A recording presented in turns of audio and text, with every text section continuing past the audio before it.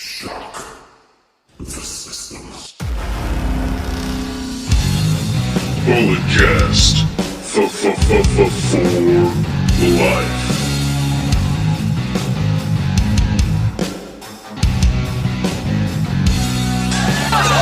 Biggest icon in wrestling.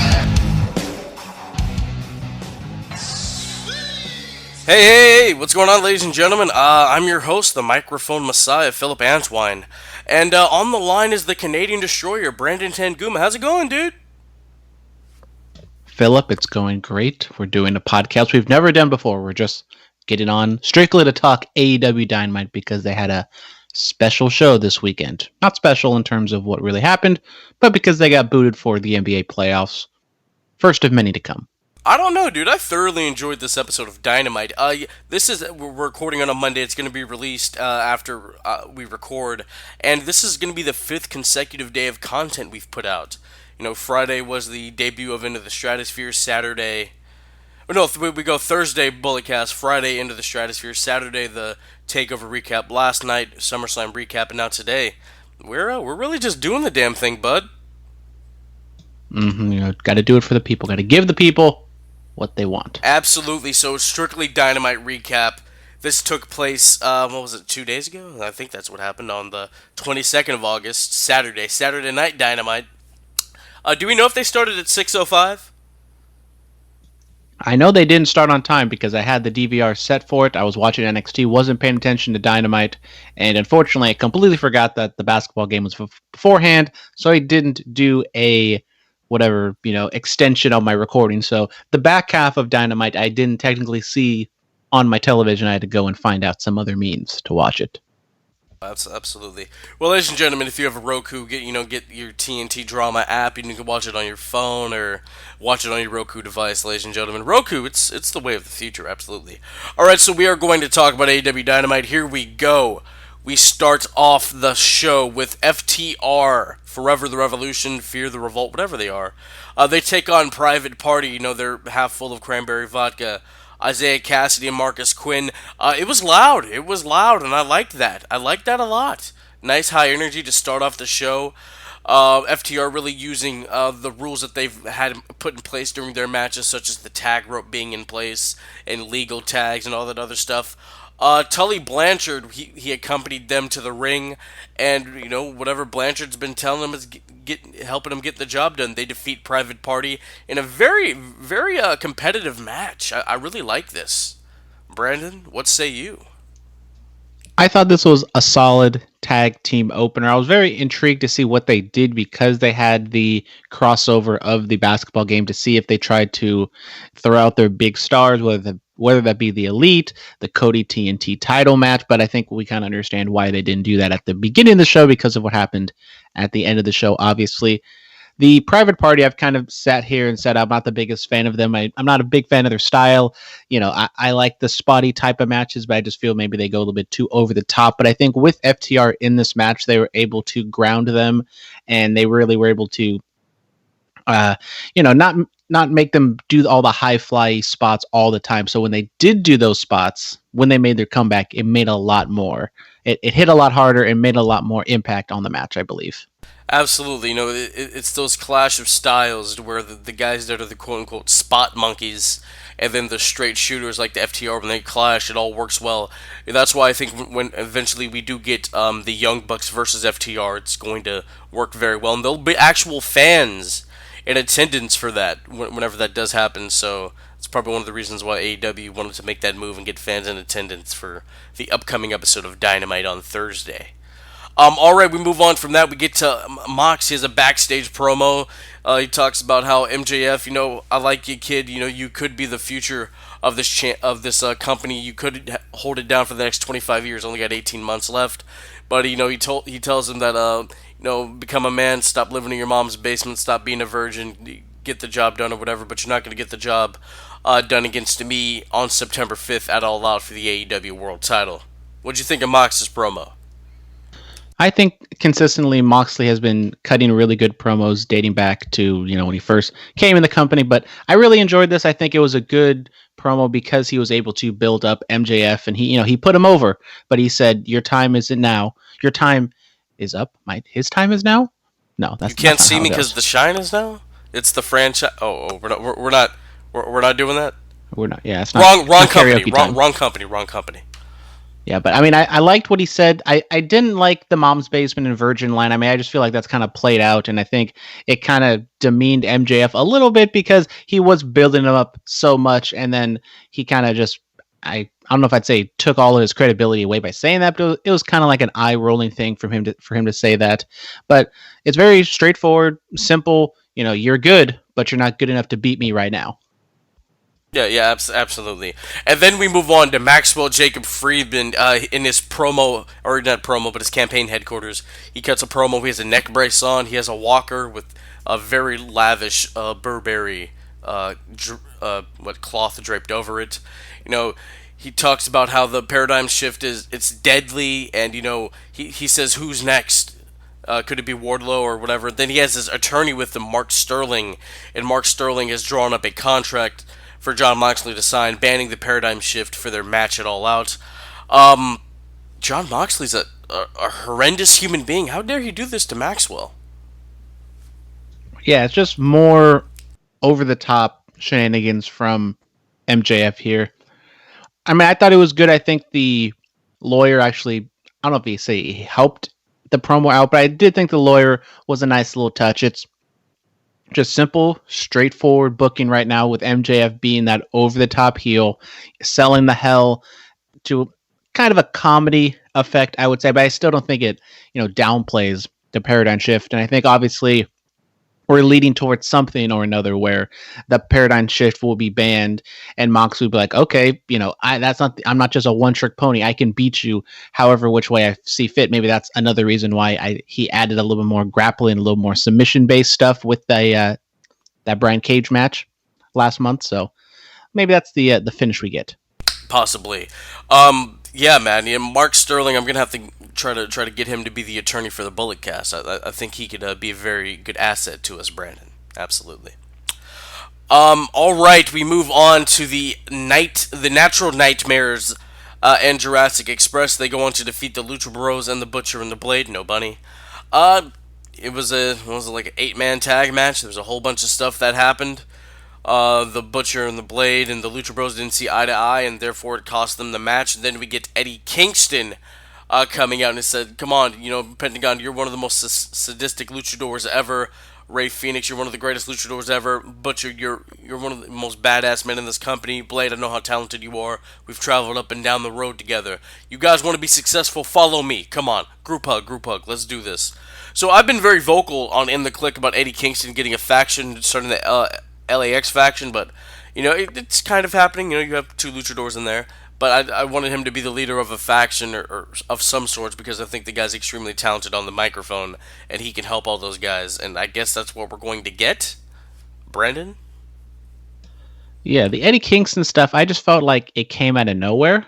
Like, I don't know if he's been doing some other stuff on Dark or anything that I really haven't noticed, but obviously, you got Pentagon and Phoenix. They were supposed to be with Pac, but he's not there because of travel restrictions or anything like that. So maybe there's completely scrapping that group altogether.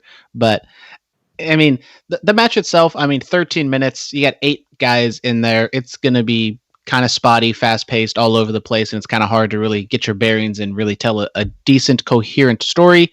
So, and with the heels not being able to get on the same page, it made sense and to protect what's the Luchasaurus and Jungle Boy, because obviously they're the bigger stars out of the babyface tandem that we had. But the Butcher Blade, Lucha Bros pairing, it's kind of awkward.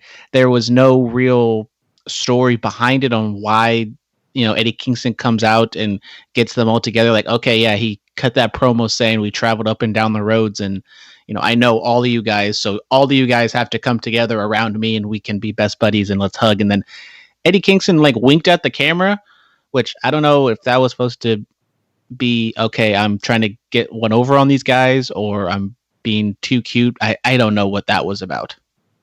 He may be trying to get one over on those guys. Maybe Pentagon and Phoenix are just going to align with him and they're going to take out the Butcher and the Blade I don't know what's gonna happen there. We'll have to wait and see. All right, after all of that, we get a segment with Dr. Britt Baker, DMD, and Superbad Kip Sabian, along with Penelope Ford. And Britt Baker has said, she has a match against Big Swole, but doesn't know what it is. So she says that, hey, why don't you join me and it could be a handicap match, and Rebel would do her makeup for like a year for free, and Rebel's like, for free? And so then Penelope Ford agrees, and Kip Sabian's like, oh, can we make out now, love? Yeah, what are your thoughts on that? I mean, it was all right. I guess it was just kind of thrown out there, and they're telling a good story. They're building up to the eventual one-on-one Big Swole Britt Baker match, and I mean, the women's division isn't very good at the moment for AEW, and at least they're telling a decent long form story here with Swole and Baker. Absolutely. All right, a lot happened on this Dynamite. I'm looking at it, looking at the rundown here. So we're supposed to get the in-ring interview for Orange Cassidy. He's supposed to be interviewed by Tony Schiavone, and he's accompanied by the best friends, and they're all in the ring. And then Jericho's music plays, and he's like, you know what? Congratulations, Cassidy. I'm actually proud of you. I've only been pinned 3 times since October 2nd when we started Dynamite, and you're one of the guys to do it. But he's like, I beat you, you beat me, we need a rubber match. And Jericho goes on to say, since I'm one of the greatest minds in the history of this business, I created the best gimmick match of all time involving a briefcase and a ladder. Wink, wink, wink. He's like, how about we do something different? A Mimosa Mayhem match. It's going to have some orange juice, it's going to have a little bit of the bubbly.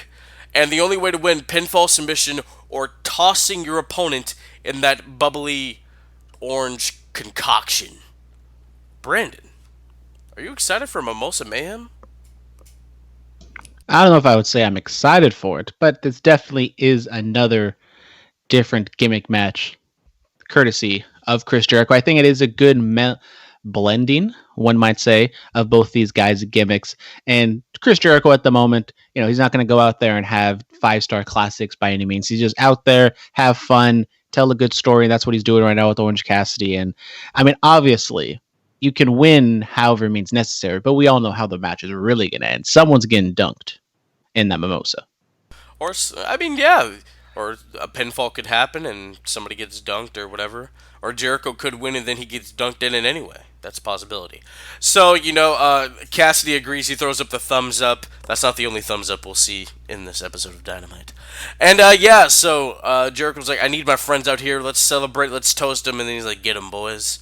And then they attack the best friends, and Orange Cassidy just gets hit with a Judas effect and gets a whole bunch of bubbly poured on him. What a waste of the bubbly, guys.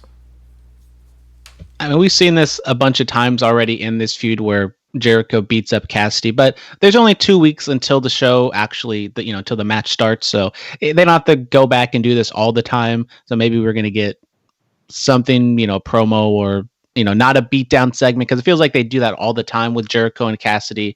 And with Cassidy, not really his gimmick is he doesn't do anything. It's kind of hard for him to do anything on his end, so Jericho kind of has to do the bulk of the heavy lifting on his end. Absolutely. The bubbly brand has been out for almost a year now. Brandon, have you had some of the bubbly yet? No. Really? Brandon, we have to get you some of the bubbly. I mean, if they want to send me a case, I'm not opposed to drinking it. I just don't go out of my way to go find some. Okay. I'll talk to Jericho. We'll try to get you a case of the bubbly. Moving on from that, we have the Elite. I'm not going to do the song. Consisting of one half of the AEW World Tag Team Champions, Kenny Omega, and the Young Bucks. They defeat 3, 4, and 5. I don't know their real names. Yeah. Was it Dragon? Isn't one of them the half repper? No, he's number 10. Okay, just making sure. He was the one in the white pants at the end of Dynamite with knee pads over them for some reason. Yeah. So Dragon suplexes galore. The Young Bucks do their spots. Kenny Omega wins with a one-wing angel, and then he tries to demolish one of the guys, putting a chair upside down where the legs are sticking up. He's gonna powerbomb him on that, and Matt kicks the chair like, "What are you doing? What are you doing?" And Kenny's just like, "No. They tried to take us out. No," and all this other stuff. What's wrong with your boy Kenny Omega, dude? I don't know. It seems as though he's having a change of heart, a change of character. one might say. The match goes about 14 minutes, and with the Elite going up against the jobbers of the Dark Order, I just felt like that's way too long. I think that we see this way too much in AEW where I don't know if it's just like a Young Bucks thing where, they want to have a good match with everyone. So everyone gets their spots in and everyone has like a plus 10-minute match when it doesn't need to be that. You could have had a 6-7 minute match where, maybe the Dark Order gets a little bit up on the Elite, but the Elite is going to get all their spots in. And I think it also makes the beatdown or attempted beatdown that Kenny Omega did even more because you're kind of, I don't know if you're going to say feel sorry for the Dark Order, but it's like you guys demolished them and ran through them quite quickly, and then you're just going to pour it on even more. Come on, Kenny, that's not nice. That is not nice. Dude, I mean, really, like, Kenny, he really left his wrestling heart in Japan, so what's up with him, dude? I mean, he's a tag champ, sure, but as far as the singles run, what's up? Well, it seems as though he's trying to clean things up in AEW. Possibly, but could you say that the run people feared he would have in WWE, he's having in AEW? I do feel that the Kenny Omega push or character, whatever you want to call it, on this, from Dynamite up till now, or even back to Double or Nothing until now, it's been a little bit of a disappointment. But at least in AEW, he's still protected. He's not doing 50-50 jobs, and he's not, off of television for a long time. And he just randomly comes back, and then they put a title on him, and then he's, just another cog in the machine. He's still Kenny Omega. He's still treated as a big deal. Yes, the way he's portrayed in the matches and the spotlight that he's been put in, it's not as big or as grand as I think it should be, because I think Kenny could and should be like the top guy in the company because he's probably the best wrestler they have. But I think as we're seeing right now, they're telling a cohesive story. And I think we could have been in a completely different situation if this whole COVID situation didn't happen, because I think they would have pulled the trigger on a heel turn a lot earlier. And we could be building up to Kenny Omega versus Hangman Adam Page right now for All Out, or whatever, a summer type event was going to be. Because I think maybe they're going to do like some British event in the summertime, but that didn't go through. So I think because of the pandemic, definitely some storylines had to be put on pause. So I think we're just kind of seeing something that we were going to see maybe 2, 3, 4 months ago. That is a possibility. All right, ladies and gentlemen, we're going to take a commercial break. We're going to hear from Brandon and Curveballs and Chair Shots. And once we come back, we're going to talk FTR in the Hangman Page segment. We're going to talk Darby Allin facing off against Darby. We're going to talk about the TNT Championship main event. All that and more. You don't want to miss it. What's up, everyone? It's Brandon. If you love sports and wrestling like I do, then check out my other podcast, Curveballs and Chair Shots. Every Friday, me and my illustrious co-host Dominic Hobson talk the biggest news from the MLB, NFL, NBA, and so much more. We also cover some things we don't talk about here on the Bulletcast, including a weekly NXT recap. You can listen to Curveballs and Chair Shots wherever you get your podcast. Just simply search Curveballs and Chair Shots. Now let's get back to the show.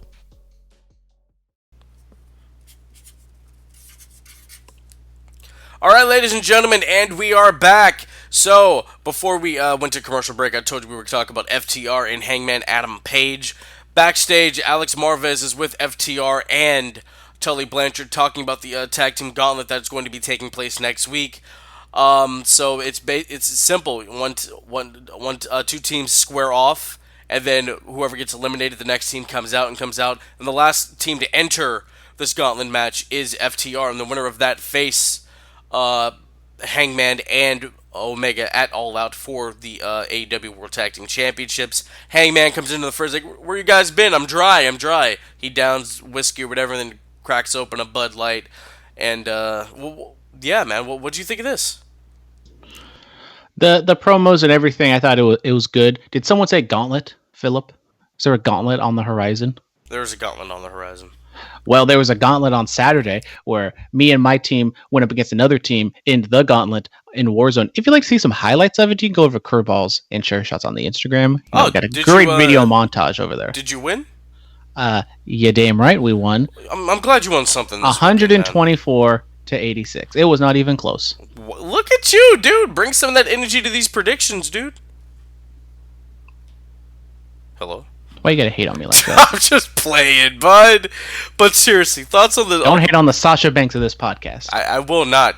Thoughts on the promo, man.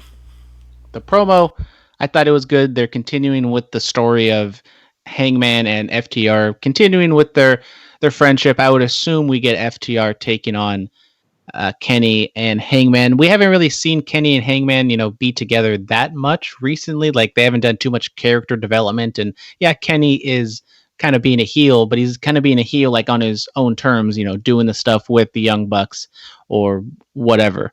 So I don't know if they're going to go straight into the match with FTR, and that's how they lose it, and they just go, full bore with it, and Kenny just attacks Hangman, and they go into a single feud that way. But I think FTR kind of is the standout, the front runner to win the gauntlet, like your boys were on Saturday. Absolutely. They could learn something from you, bud. If you want, you can go to Curveballs and Chair Shots on YouTube, and you can watch the whole, well, not the whole stream, because I might have lagged out and got scared that my internet cut out, but you can go to Trapdoor to Hell on Twitch. You can watch the whole thing there. Wow, look at you, dude. The Instagram has come along and the YouTubes. You guys are all over the place now. We're all over the place. I am a great social media ambassador. Absolutely, you wanna get the Bulletcast Twitter up and going there, bud? Maybe. Well, I don't do Curveballs and Chair Shots Twitter. I'm not the biggest Twitter guy. Okay, well, you can do the Bulletcast Twitter. Alright, anyway, we're gonna move on. Darby Allin defeats my boy Will Hobbs. Ladies and gentlemen, it's about moments, okay? Moments are more important than minutes, goddammit. Anyway, he defeats Will Hobbs with the coffin drop, and then Taz is like, we got a little surprise for him. And Darby shows up. It's Ricky Starks dressed as Darby Allin. He says, like, I like turtles, and all this other weird stuff. Anyway, the FTW World Champion Brian Cage attacks Darby Allin with the FTW title. Then Ricky Starks comes down there, cuts a promo in his face, and then, yeah, that happened. Yeah, it did happen. I mean, this is very similar to the Orange Cassidy, Chris Jericho segment. So I think one thing that happened on this show, and then we're even going to talk about another beatdown segment or beatdown angle on the show. I think there's just too many angles. I don't know if it was rushed or if they just kind of wanted to fit so much because they knew they had a crossover audience and they wanted to kind of get them up to speed and do some things to keep them intrigued. But I mean, the Darby Allin, Will Hobbs, it was 4 minutes. It wasn't really anything special. I do feel like Will, I know we're biased because we've seen him a lot. I feel like he could be more, but he is like such a big dude. And when he's going up against such a small dude like Darby, it kind of gives Darby a lot more credibility because Will has a similar build to Brian Cage that it can show, look, Darby can beat this guy really quickly and decisively, then he can do that to Brian Cage as well. Yeah. I just don't know. We're going to move on from that. So, Matt Hardy attacks Sammy Guevara. Beats him down, throws him through a table. He's going to throw a chair at his head, but the referees are like, no. You can't be doing that. Even though he did it to you, you can't do that. Yeah, a hell of a table spot. Yeah, I mean, Sammy could fly. He flew right off that stage and through the table. As I said, it's very similar when you have back-to-back beatdown angles. Yes, one was a heel on a babyface, and this one was a babyface on a heel. And then you also have another one earlier on in the show, and then you're going to get another one later on at the end of the show. I feel like there was just too much stuff going on in the show. Yeah, a lot happened. A lot of progression and storyline, though. I'm okay with that. There's a lot that happened, but like I remember the ending a lot more than kind of these other things. Like I even kind of forgot about the Sammy Guevara, Matt Hardy stuff and the beatdown with Darby Allin. I remember it fondly, but I did not watch it 30 minutes before we started this recording. Of course not. Of course, you're a responsible podcaster and you watch everything on time and don't rush it. I didn't watch it on time. I'm not gonna lie. Takeover had my attention Saturday night. Yes, sir. But you know what else had my attention? The promo from the NWA Women's World Heavyweight Champion Thunder Rosa. Baby, Bay Area. That's some Bay Area love, man. Bay Area love. I like it a lot.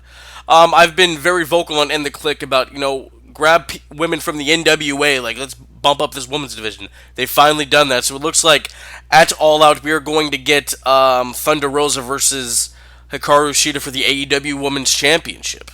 Can we make it special? Can we go title for title? Is Corgan gonna let that happen? Is Tony Khan gonna let that happen? I don't know. I don't know. Brandon, do you know?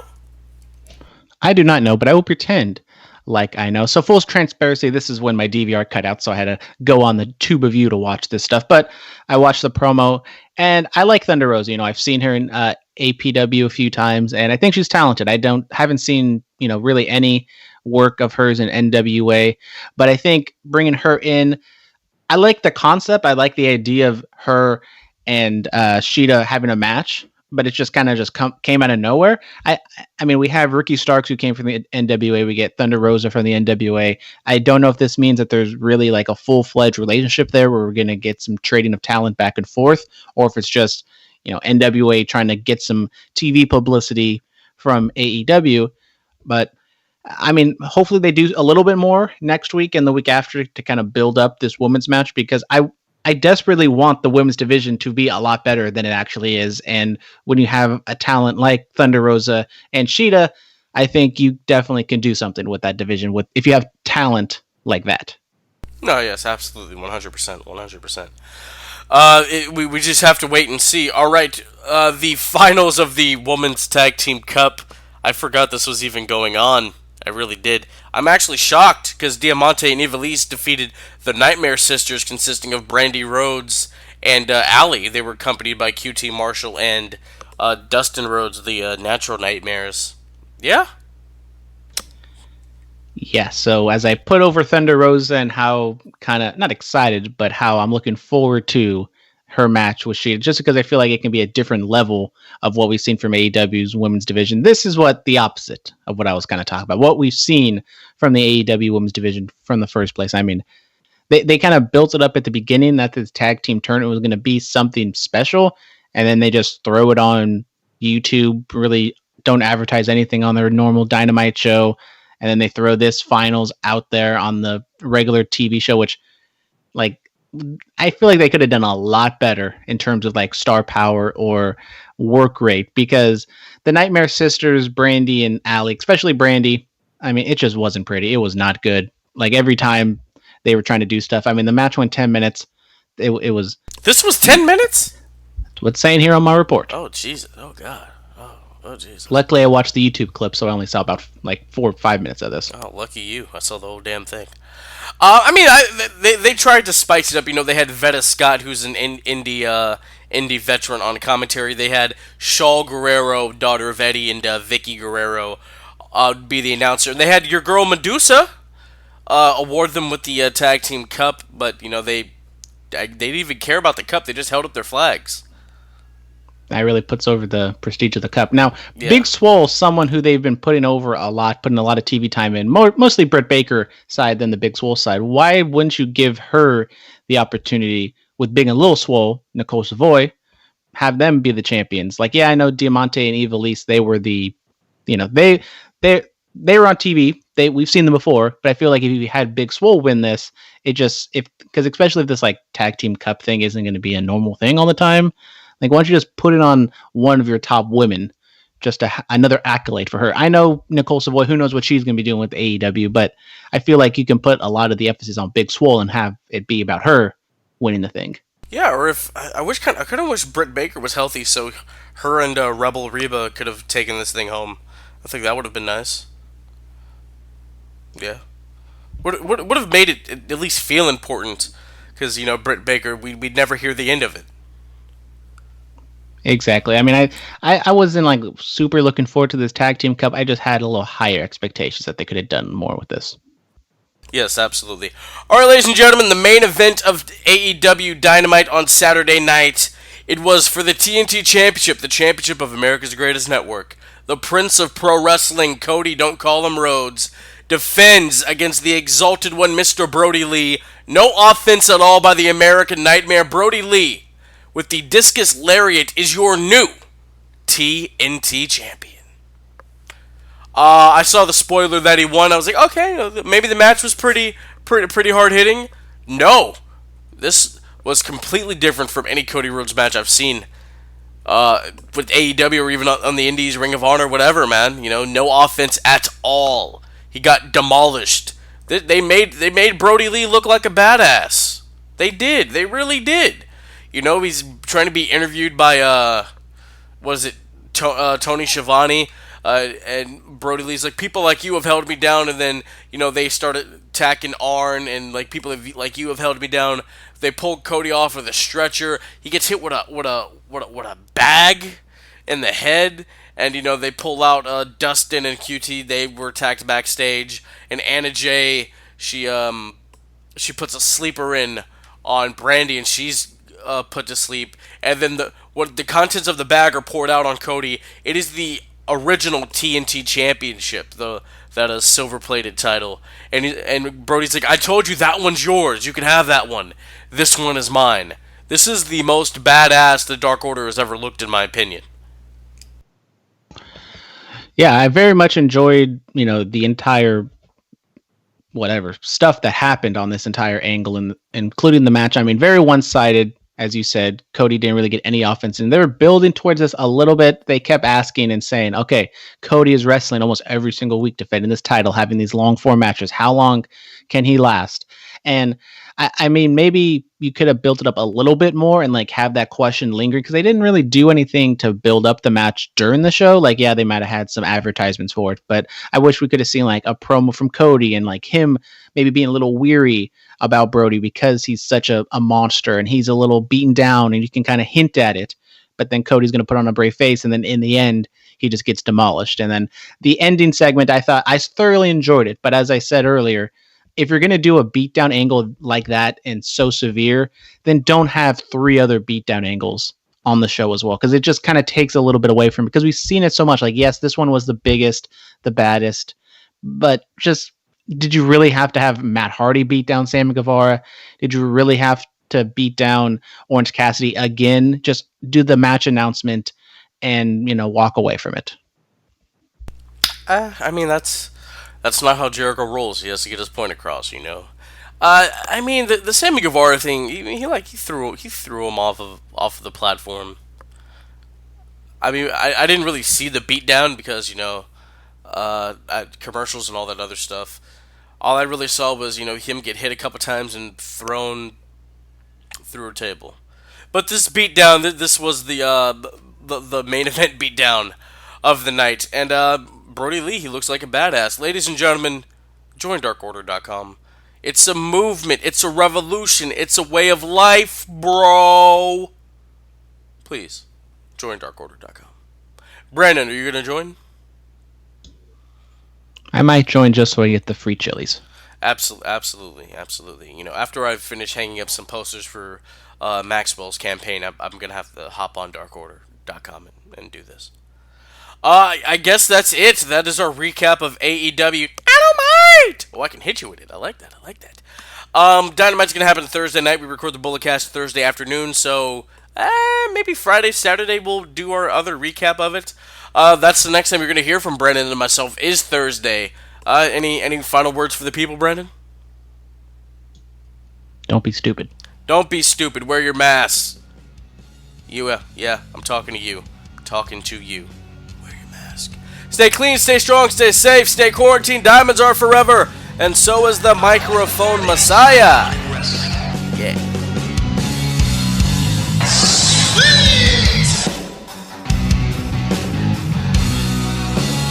I have to announce to you that I will never retire! This has been the Bulletcast. Thank you for listening.